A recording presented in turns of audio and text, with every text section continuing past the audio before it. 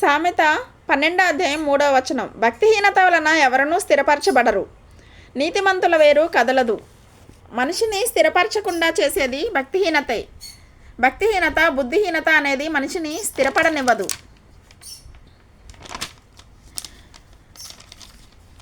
యెహోవా ధర్మశాస్త్రమందు ఆనందించుచు దీవారాత్రము దానిని ధ్యానించేవాడు. వాక్యాన్ని చదివి ధ్యానించే వాళ్ళ జీవితాలు ఎలా ఉంటాయి? దానికంటే ముందు దుష్టుని ఆలోచన చొప్పున నడవక, దుష్ట ఆలోచన ప్రకారం నడవవద్దు. పాపుల మార్గమున నిలవక, పాపుల రకరకాలు పాపక్రియలు చేస్తున్నప్పుడు వారి మార్గంలోకి మీరు వెళ్ళొద్దు.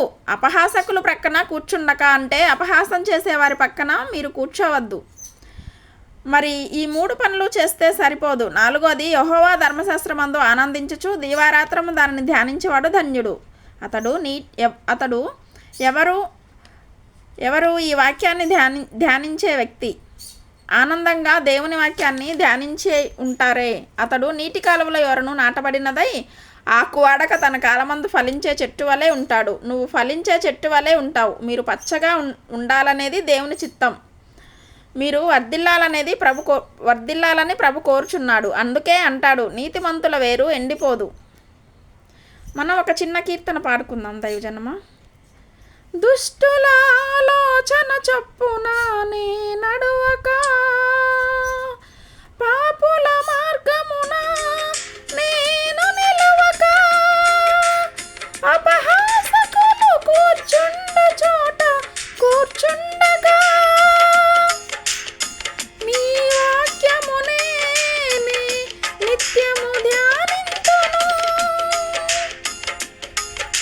ఆనందమే సంతోషమే నీ వాక్య ధ్యానములో, ఆనందమే సంతోషమే నీ వాక్య ధ్యానములో, నీ జీవవాక్యమునందు నిత్యము ఆనందించుచు దివారాత్రములో నీ ధ్యానము చేసెదను.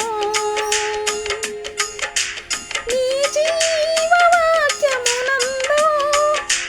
నిత్యము ఆనందించుచు దివారాత్రములో నీ ధ్యానము చేసెదను. హల్లెలూయా. నీతిమంతుని వేరు కదల్చబడదు. గమనించండి, ఒక చెట్టుకు ఎన్ని వేర్లు ఉంటాయి? నీతిమంతుని వేరు కదల్చబడదు అని దేవుడు చెప్తున్నాడు. హల్లెలూయా.